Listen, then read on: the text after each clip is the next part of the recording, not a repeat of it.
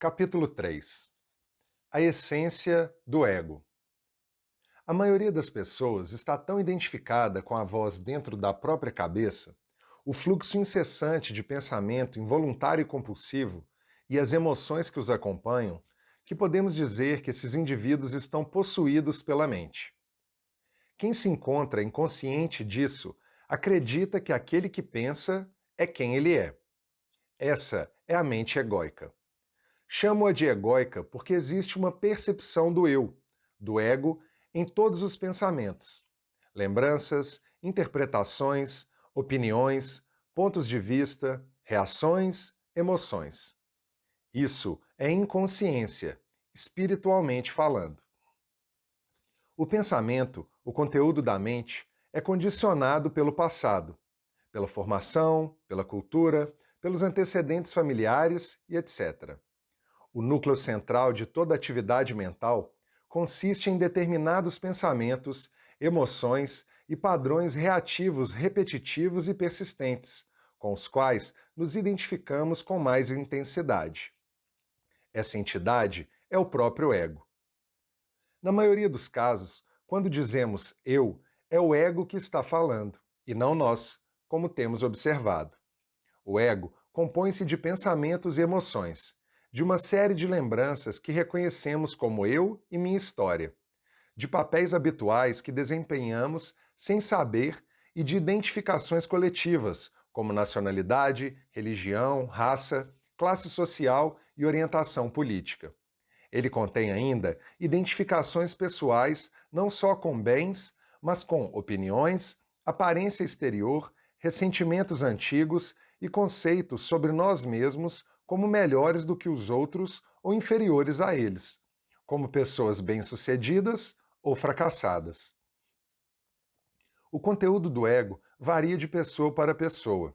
No entanto, todo ego funciona de acordo com a mesma estrutura. Em outras palavras, os egos diferem apenas na superfície. No fundo, eles são iguais. De que maneira são semelhantes? Eles existem à custa da identificação e da separação.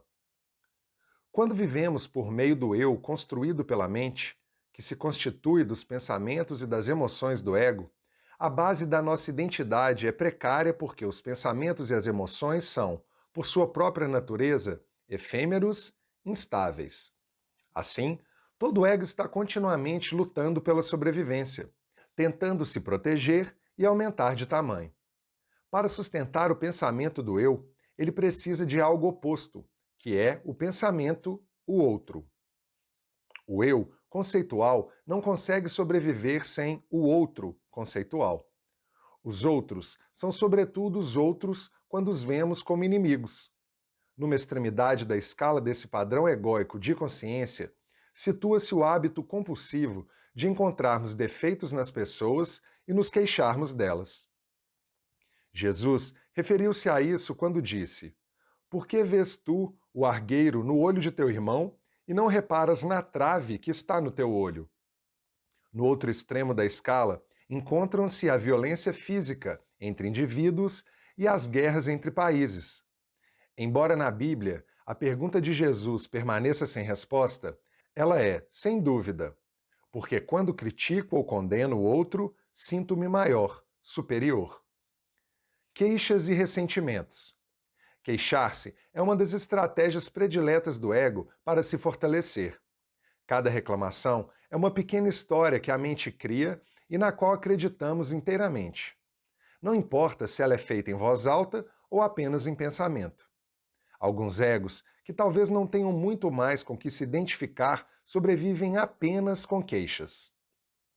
Quando estamos presos a um ego assim, reclamar, sobretudo de alguém, é algo habitual e, é claro, inconsciente, o que mostra que não sabemos o que estamos fazendo.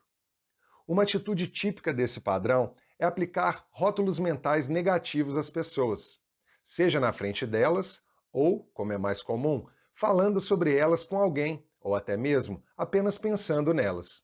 Xingar é o modo mais rude de atribuir esses rótulos e de mostrar a necessidade que o ego tem de estar certo e triunfar sobre os outros. Idiota, desgraçado, prostituta. Todas essas afirmações definitivas contra as quais não se pode argumentar. No nível seguinte, descendo pela escala da inconsciência, estão os gritos. Não muito abaixo disso se encontra a violência física. O ressentimento é a emoção que acompanha a queixa e a rotulagem mental dos outros. Ele acrescenta ainda mais energia ao ego. Ressentir-se significa ficar magoado, melindrado ou ofendido. Costumamos nos sentir assim em relação à cobiça das pessoas, à sua desonestidade, à sua falta de integridade, ao que estão fazendo no presente, ao que fizeram no passado, ao que disseram, ao que deixaram de dizer, à atitude que deviam ou não ter tomado. O ego adora isso. Em vez de detectarmos a inconsciência nos outros, nós a transformamos em sua identidade. Quem é o responsável por isso? Nossa própria inconsciência, o ego. Algumas vezes, a falta que apontamos em alguém nem mesmo existe. Ela pode ser um erro total de interpretação, uma projeção feita por uma mente condicionada a ver inimigos e a se considerar sempre certa ou superior. Em outras ocasiões, a falta pode ter ocorrido. Contudo, se nos concentrarmos nela, às vezes excluindo todo o resto, nós a tornamos maior do que é.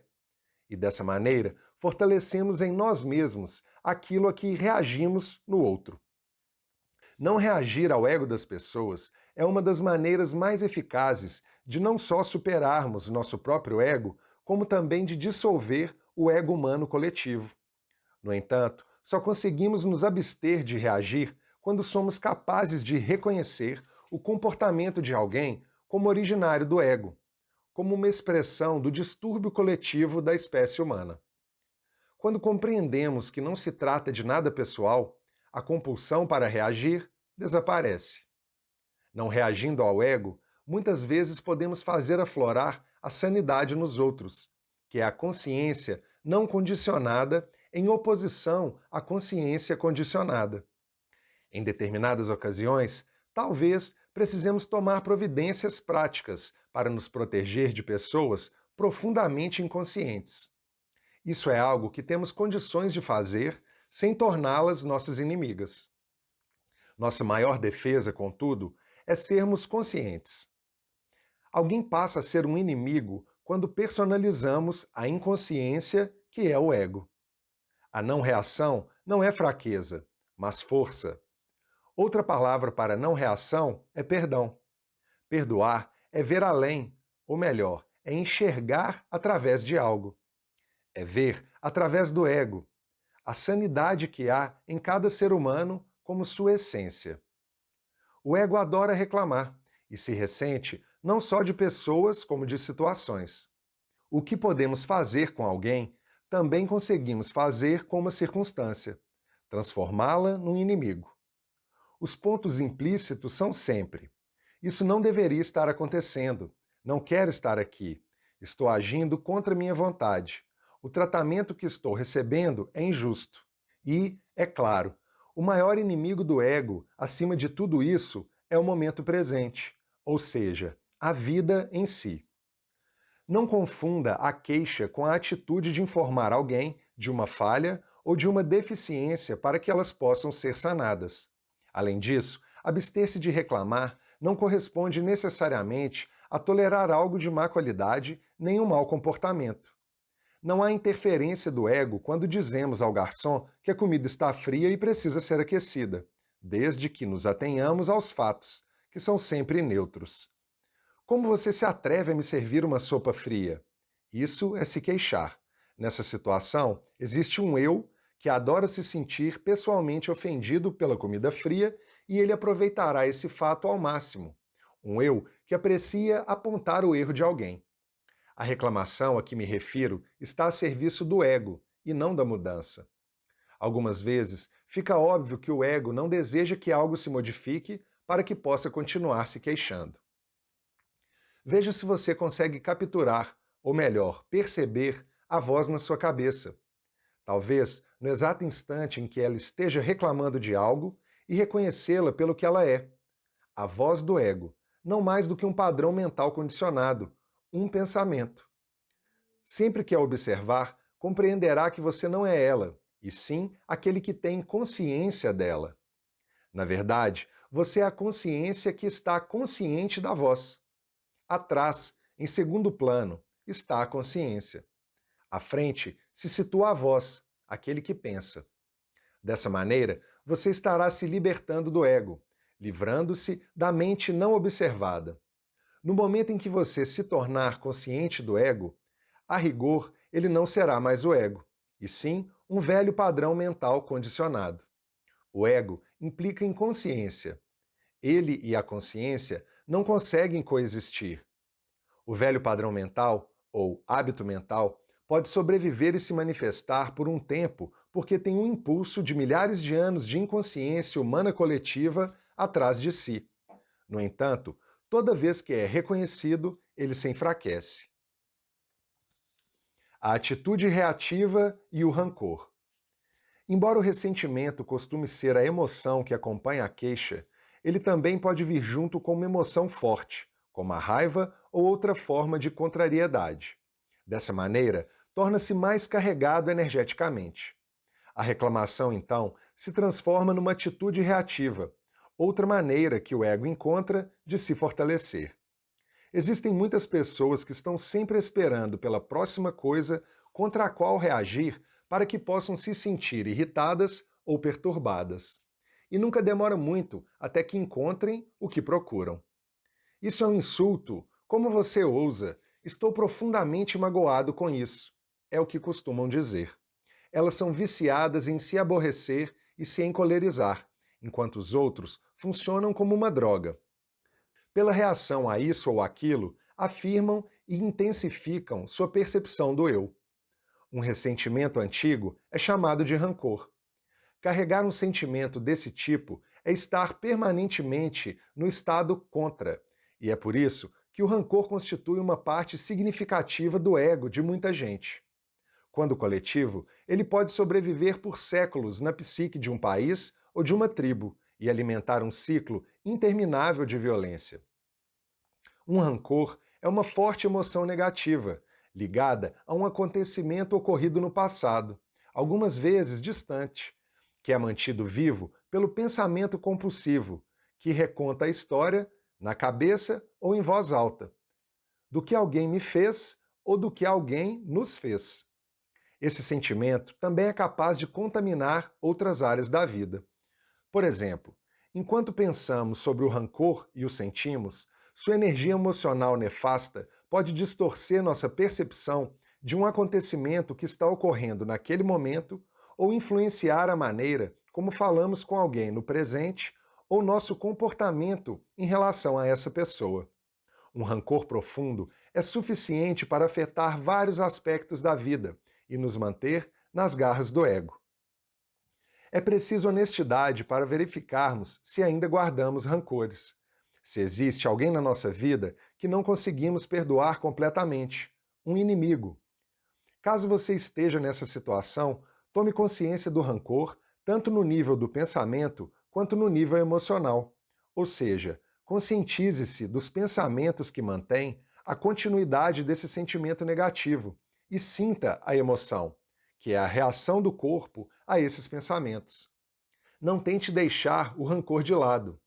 Tentar perdoar não dá certo. O perdão acontece de modo natural quando entendemos que o rancor não tem outro propósito a não ser fortalecer uma falsa percepção do eu, ou seja, possibilitar a existência do ego. Compreender é libertar-se. O ensinamento de Jesus sobre perdoar os inimigos trata, em essência, de desfazer uma das principais estruturas egóicas da mente humana. O passado não tem força para nos impedir de viver no estado de presença agora. Apenas o rancor em relação ao passado pode fazer isso. E o que é o rancor? A bagagem de velhos pensamentos e antigas emoções. Estar certo e tornar o outro errado. Queixar-se. Assim como encontrar erros nos outros ou assumir uma atitude reativa, fortalece o sentido de limite de separação característico do ego e do qual ele depende para sobreviver. Mas todas essas ações também o reforçam de outra maneira, dando-lhe uma sensação de superioridade que o faz se expandir. Talvez não fique claro de imediato de que modo as queixas, por exemplo, sobre trânsito, políticos, cobiça, incompetência, colegas de trabalho ou ex-cônjuge podem nos proporcionar esse sentimento de superioridade. E há uma explicação para isso.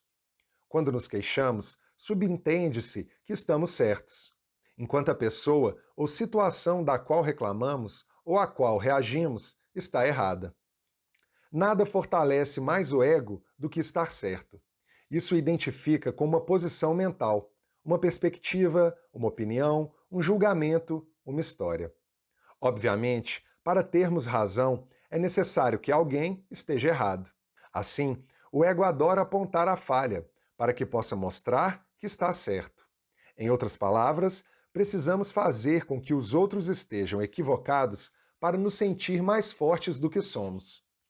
Assim como uma pessoa, também uma situação pode ser considerada errada por meio de queixas e de algum tipo de reação. Atitudes que sempre deixam subentendida a ideia: isso não deveria estar acontecendo. Estarmos certos nos coloca numa posição de superioridade moral imaginada em relação à pessoa ou à situação que está sendo julgada. É esse sentimento de superioridade que o ego adora e por meio do qual se destaca. Em defesa de uma ilusão. Vamos considerar os fatos, que são inquestionáveis. Por exemplo, se você disser a luz se desloca mais rápido do que o som, e alguém afirmar o contrário, é óbvio que você está certo e a pessoa errada. A simples observação de que o raio precede o trovão confirma isso.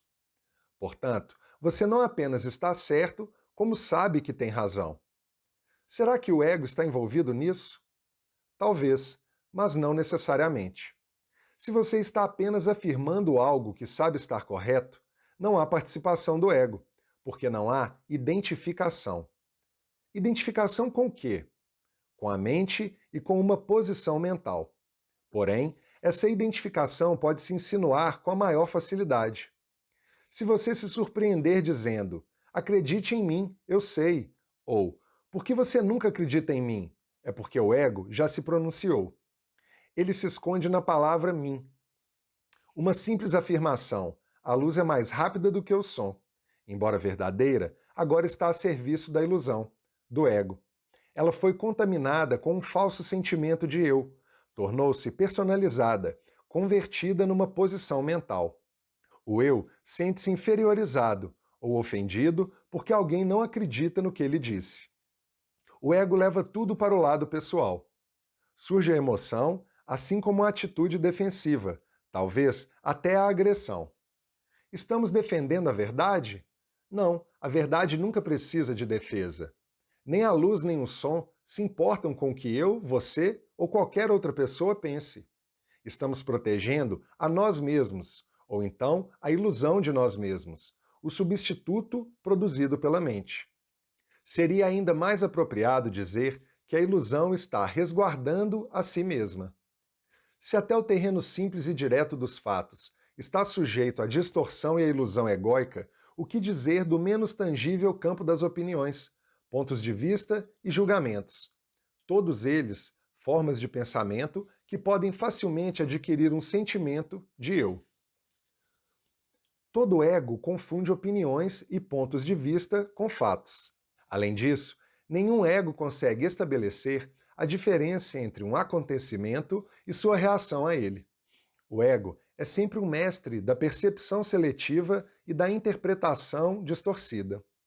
Apenas por meio da consciência, e não do pensamento, somos capazes de diferenciar entre fato e opinião. Somente por intermédio da consciência, uma pessoa consegue ver o seguinte: esta é a situação e aqui está a raiva que sinto dela. Depois, compreende que existem outras formas de abordar aquela circunstância e maneiras diferentes de entendê-la e de lidar com ela. Só com o uso da consciência conseguimos ver a totalidade da situação ou da pessoa, em vez de adotarmos um ponto de vista limitado. verdade, relativa ou absoluta?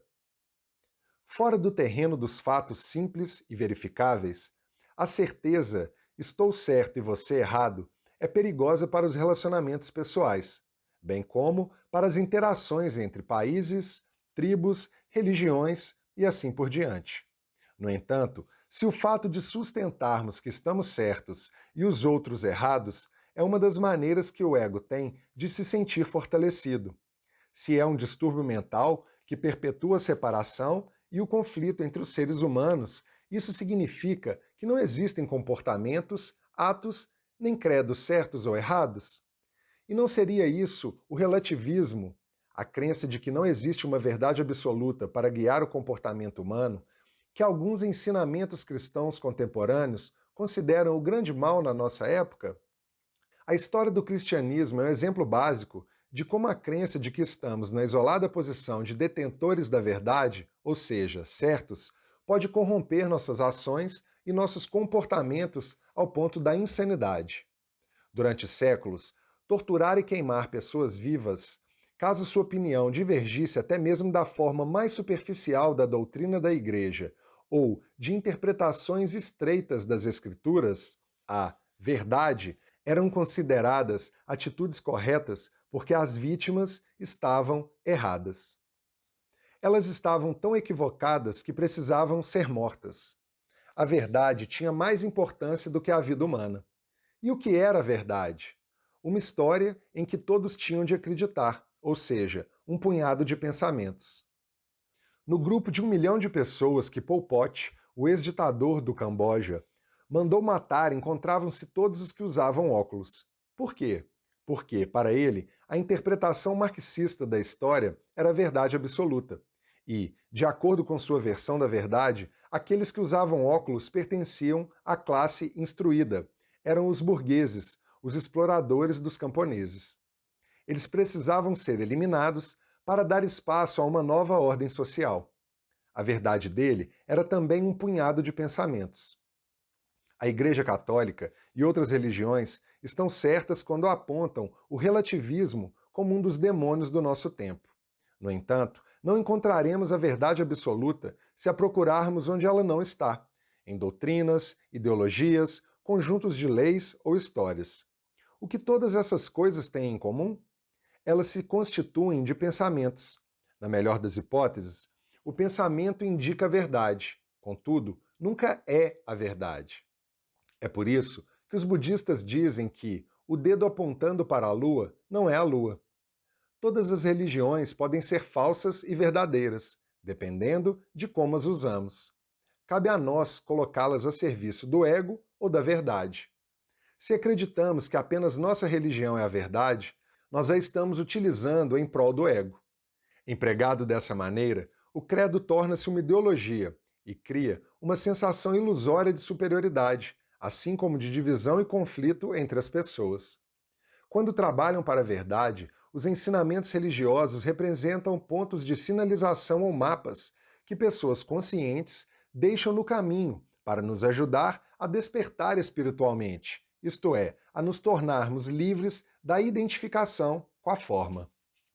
Existe apenas uma verdade absoluta, e todas as outras verdades emanam dela. Quando a encontramos, nossas ações acontecem em sintonia com ela. A ação humana pode refletir a verdade ou a ilusão.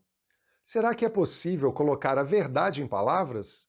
Sim, porém as palavras não são a verdade, elas apenas a indicam. A verdade é inseparável de quem nós somos. Sim, você é a verdade.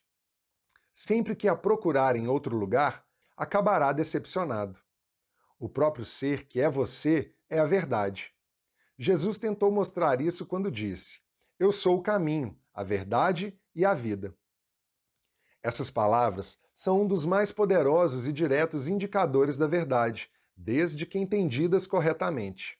Se mal interpretadas, tornam-se um grande obstáculo. Jesus fala do ser mais interior, da essência da identidade de cada homem ou mulher, na verdade, de toda forma de vida. Ele se refere à vida que nós somos. Alguns místicos cristãos chamam isso de o Cristo interior, Os budistas o denominam de natureza de Buda.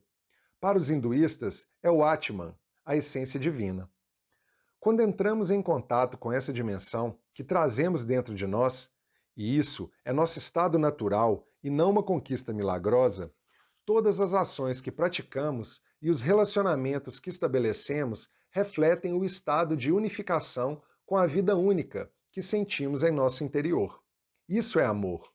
Leis, mandamentos, normas e regulamentos são necessários para aqueles que estão separados de quem eles são, da sua verdade interna. Essas regras destinam-se a evitar os piores excessos do ego.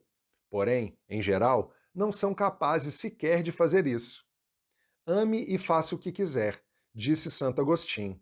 As palavras não conseguem chegar mais perto da verdade do que isso. O ego não é pessoal. No nível coletivo, o modelo mental "estamos certos e eles estão errados" está particularmente entrincheirado naqueles lugares do mundo onde o conflito entre dois lados, que podem ser países, raças, tribos, religiões ou ideologias, é muito antigo, extremo e endêmico. Ambos estão igualmente identificados com sua própria perspectiva, sua própria história, isto é, com o pensamento. Os dois são incapazes de perceber que outra perspectiva, outra história, possa existir e também ser válida. O escritor israelense Halevi fala da possibilidade de conciliar uma narrativa competitiva. No entanto, em muitos pontos do globo, as pessoas ainda não são capazes de fazer isso ou não querem agir assim.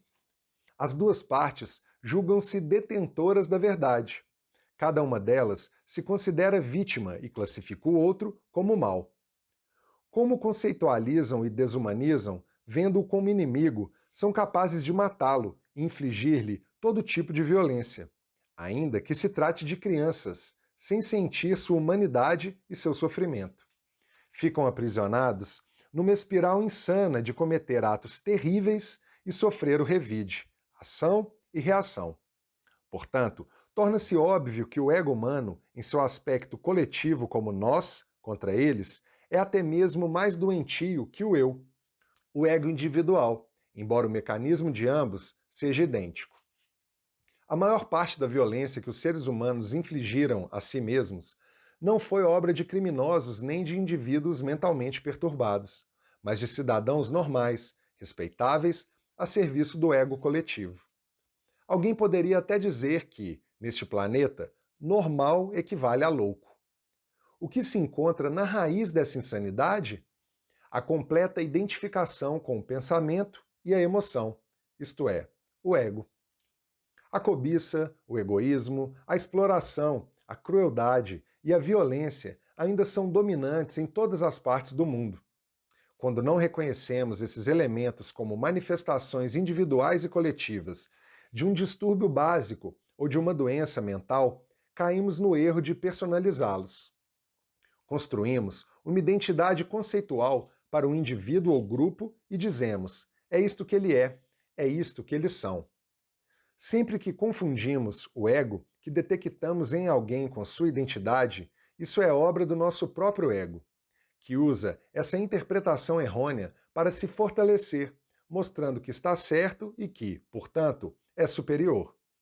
Ele também faz isso reagindo com condenação, indignação e, geralmente, raiva em relação ao inimigo percebido. Tudo isso lhe proporciona imensa satisfação.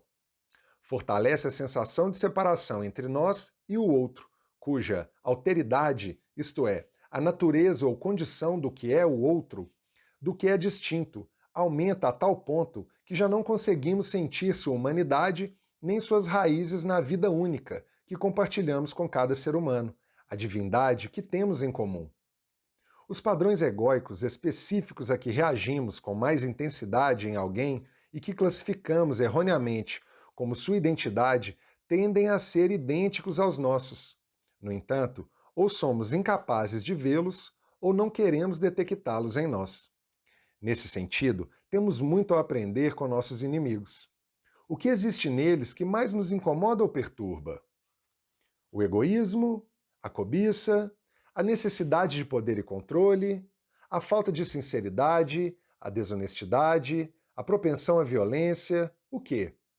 Qualquer coisa da qual nos ressentimos no outro e à qual reagimos com intensidade também existe em nós. Mas não é mais do que uma forma do ego, e como tal, é impessoal. Ela não tem nada a ver com quem a pessoa é, nem com quem nós somos. Somente se a confundirmos com nossa identidade, ela pode representar uma ameaça à nossa percepção do eu. A guerra é um modelo mental. Em determinados casos, precisamos nos proteger ou defender uma pessoa dos atos prejudiciais de alguém.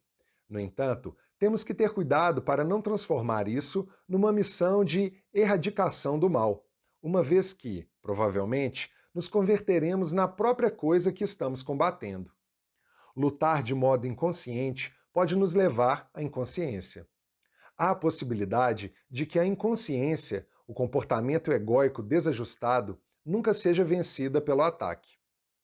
Mesmo se derrotarmos o oponente, ela simplesmente se transferirá para nós ou esse adversário reaparecerá no novo disfarce.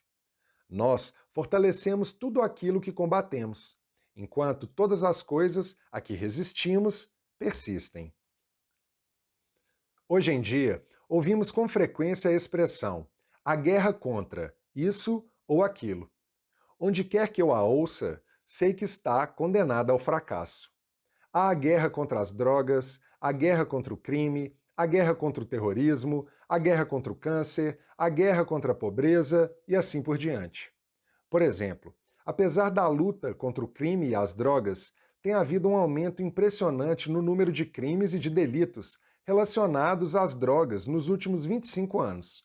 Nos Estados Unidos, por exemplo, a população carcerária passou de 300 mil detentos em 1980 para 2,1 milhões em 2004.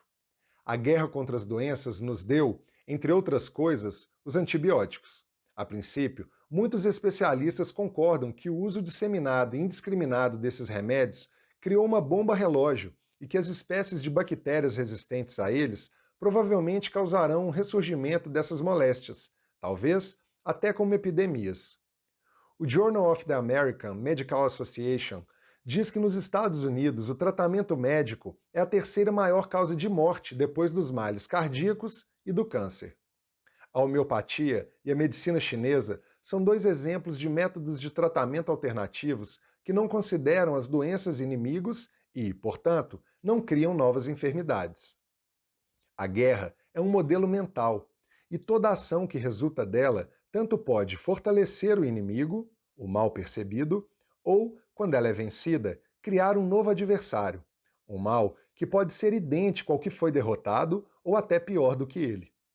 Existe uma profunda inter-relação entre nosso estado de consciência e a realidade externa. Quando nos encontramos sob o domínio de um modelo mental como o da guerra, nossas percepções se tornam extremamente seletivas e distorcidas. Em outras palavras, só vemos aquilo que queremos ver, e assim interpretamos tudo errado. É fácil imaginar que tipo de ação decorre dessa espécie de engano. Se você não quiser imaginá-la, observe as notícias na televisão hoje à noite. Reconheça o ego pelo que ele é, um distúrbio coletivo, a insanidade da mente humana. Quando o identificamos pelo que ele é, deixamos de interpretá-lo erroneamente como a identidade de uma pessoa. E temos mais facilidade em não adotar uma atitude reativa em relação a ele. Já não o tomamos como algo pessoal. Não existe queixa, culpa, acusação, nem ação equivocada. Ninguém está errado. É apenas o ego em alguém, só isso. A compaixão surge quando compreendemos que todas as pessoas sofrem do mesmo distúrbio mental. Algumas delas de forma mais aguda do que outras. Assim, paramos de nutrir o conflito que faz parte de todos os relacionamentos egóicos. E o que o alimenta? A atitude reativa. Com ela, o ego prospera. Queremos paz ou conflito? Desejamos paz. Não existe ninguém que não a queira. Ainda assim, há algo em nós que pede o conflito, o enfrentamento.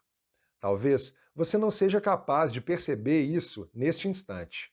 Pode ser que tenha que esperar por uma situação ou até mesmo por um pensamento que dispare uma reação de sua parte.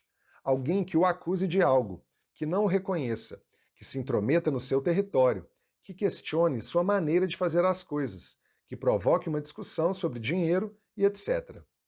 Diante de uma circunstância desse tipo, você consegue sentir o imenso impulso de força que começa a atravessá-lo, o medo, que talvez esteja sendo mascarado por raiva ou hostilidade? É capaz de ouvir sua própria voz se tornando áspera, estridente? Tem consciência de que sua mente está correndo para defender a posição dela, justificar, atacar, condenar? Em outras palavras, tem capacidade de despertar nesse momento de inconsciência? Sente que algo em você está em guerra, alguma coisa que se vê ameaçada e quer sobreviver a todo custo, que precisa do confronto para afirmar a própria identidade como personagem vitorioso dentro dessa produção teatral? Consegue sentir que existe algo em você que preferiria estar certo a estar em paz? Além do ego, nossa verdadeira identidade. Quando o ego está em guerra, saiba que isso não passa de uma ilusão que está lutando para sobreviver. Essa ilusão pensa ser nós. A princípio, não é fácil estarmos lá como testemunhas. No estado de presença, sobretudo quando o ego se encontra nessa situação ou quando um padrão mental emocional do passado é ativado. No entanto, depois que sentimos o gosto dessa experiência, nosso poder de atingir o estado de presença começa a crescer e o ego perde o domínio que tem sobre nós. E, assim, chega à nossa vida um poder que é muito maior do que o ego, maior do que a mente. Tudo de que precisamos para nos livrar do ego é estarmos conscientes dele, uma vez que ele e a consciência são incompatíveis. A consciência é o poder oculto dentro do momento presente. É por isso que podemos chamá-la de presença. O propósito supremo da existência humana, isto é, de cada um de nós, é trazer esse poder ao mundo. E é também por isso que nossa libertação do ego não pode ser transformada numa meta a ser atingida em algum ponto no futuro. Somente a presença é capaz de nos libertar dele, pois só podemos estar presentes agora, e não ontem nem amanhã.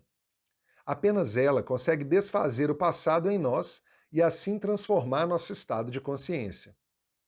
O que é a compreensão da espiritualidade? A crença de que somos espíritos? Não, isso é um pensamento. De fato, ele está um pouco mais próximo da verdade do que a ideia de que somos a pessoa descrita na nossa certidão de nascimento.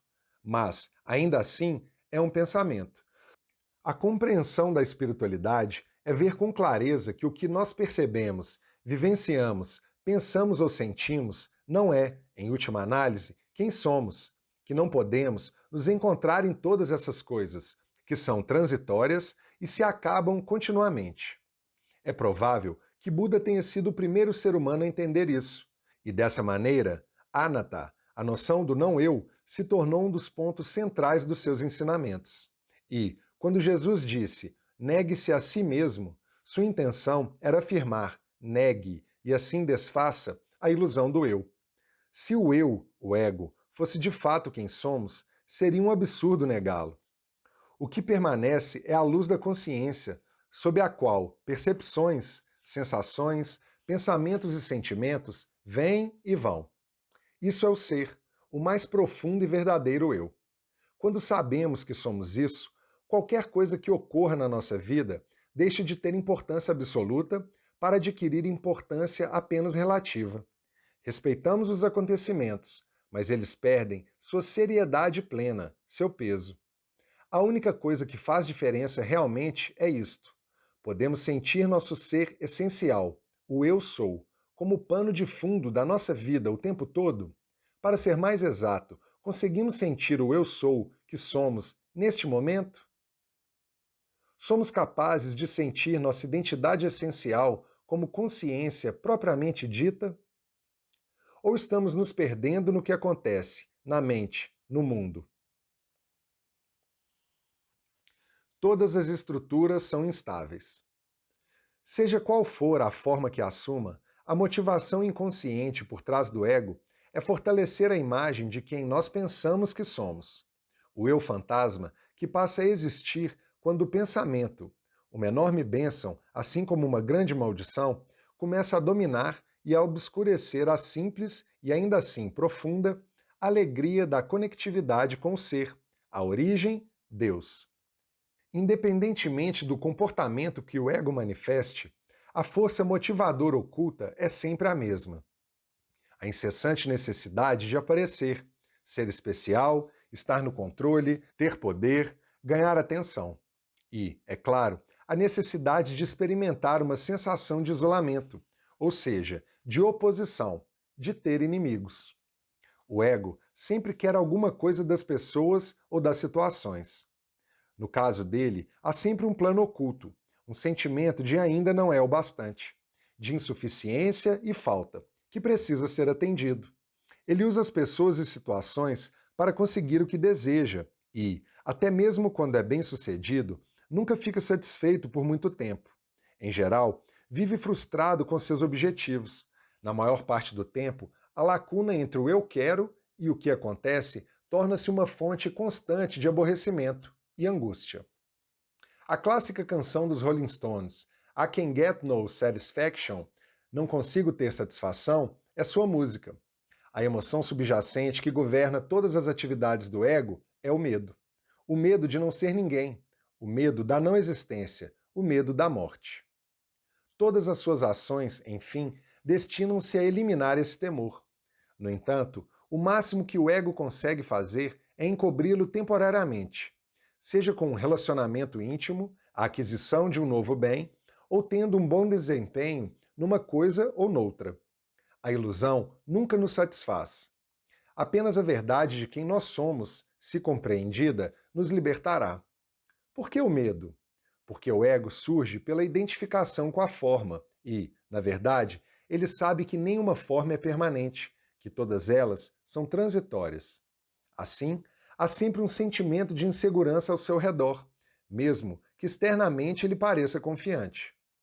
Certa vez, quando eu caminhava com um amigo numa linda reserva natural próxima a Malibu, na Califórnia, chegamos às ruínas do que fora uma casa de campo, destruída pelo fogo décadas atrás.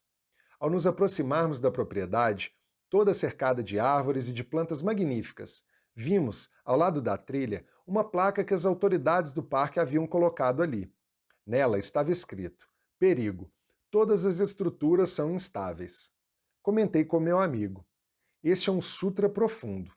E ficamos parados, impressionados. Depois que compreendemos e aceitamos que todas as estruturas, formas, são efêmeras, até mesmo os materiais aparentemente sólidos, a paz surge dentro de nós. Isso acontece porque o reconhecimento da impermanência de todas as formas nos desperta para a dimensão do que não tem forma no nosso interior, o que está além da morte. Jesus chamou isso de vida eterna. A necessidade do ego de se sentir superior. Existem muitas formas sutis de ego que, mesmo sendo tênues, podemos observar com facilidade nas pessoas e, mais importante, em nós. Lembre-se, no momento em que nos tornamos conscientes do nosso ego, essa consciência emergente é quem somos além do ego, o eu profundo. O reconhecimento do falso já é o surgimento do real. Por exemplo, imagine que você está prestes a contar uma novidade a alguém. Já sabe o que aconteceu? Não? Vou lhe dizer. Se estiver alerta o suficiente, no pleno estado de presença, será capaz de detectar um rápido sentimento de satisfação dentro de si imediatamente antes de dar a notícia, até mesmo se ela formar. Isso ocorre porque, por um breve momento, existe, aos olhos do ego, um desequilíbrio a seu favor na relação entre você e a outra pessoa. Durante esse instante, você sabe mais do que ela. Essa satisfação provém do ego e ela surge porque sua percepção do eu é mais forte em comparação com a outra pessoa. Ainda que o interlocutor seja o presidente ou o papa, você se sente superior a ele naquele momento porque sabe mais. Esse é um dos motivos que fazem com que muita gente se vicie em fofoca. Além disso, A fofoca costuma carregar um elemento de crítica e julgamento malicioso dos outros. Dessa forma, também fortalece o ego e, por meio da superioridade moral imaginada, que fica implícita em toda apreciação negativa que fazemos de alguém. Se uma pessoa tem mais, sabe mais ou pode fazer mais do que nós, o ego se sente ameaçado porque o sentimento de menos diminui sua percepção imaginada do eu em relação a ela. Assim, ele pode tentar se recuperar procurando, de algum modo, criticar, reduzir ou menosprezar o valor das capacidades, dos bens ou dos conhecimentos desse indivíduo. Ou pode mudar de estratégia. Em vez de competir, vai se valorizar por meio da associação com essa pessoa, caso ela seja considerada importante aos olhos dos outros. O ego e fama.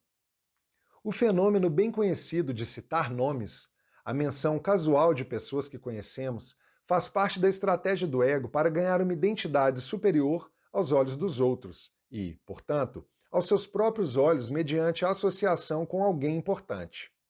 O mal de ser famoso é que a verdadeira identidade do indivíduo torna-se totalmente obscurecida por uma imagem mental coletiva. A maioria das pessoas que se aproxima de alguém célebre quer melhorar a própria identidade, a imagem mental de quem elas são, por meio dessa associação. Talvez elas até ignorem o fato de que não estão interessadas no indivíduo famoso, e sim apenas em fortalecer sua percepção ficcional do eu.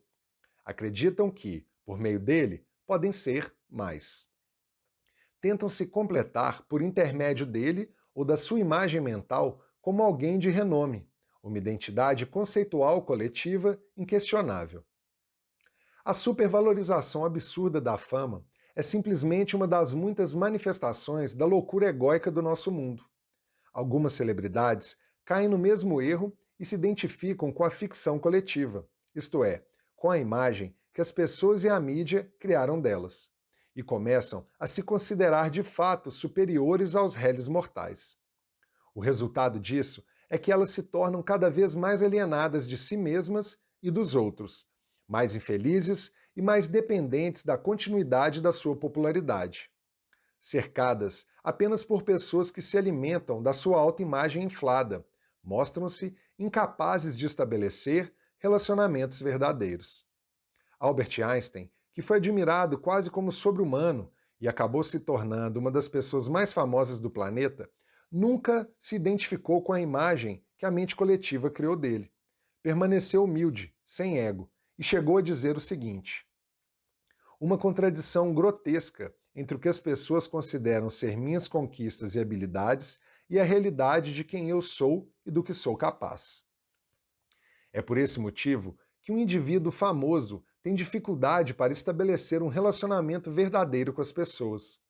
Uma relação autêntica é aquela que não é dominada pelo ego, que está sempre voltada para a construção da sua imagem e para a busca do eu. Num relacionamento genuíno, há um fluxo de atenção plena e receptiva que é dirigido a outra pessoa, e nele não cabe nenhum outro querer. Essa atenção plena é a presença, o pré-requisito para todo relacionamento autêntico. O ego age sempre da seguinte forma: ou quer alguma coisa, ou, se acredita que não existe nada para obter do outro, assume um estado de profunda indiferença e não se preocupa com ele. Assim, os três estados predominantes dos relacionamentos egóicos são o querer insatisfeito, raiva, ressentimento, acusação e queixa, e a indiferença.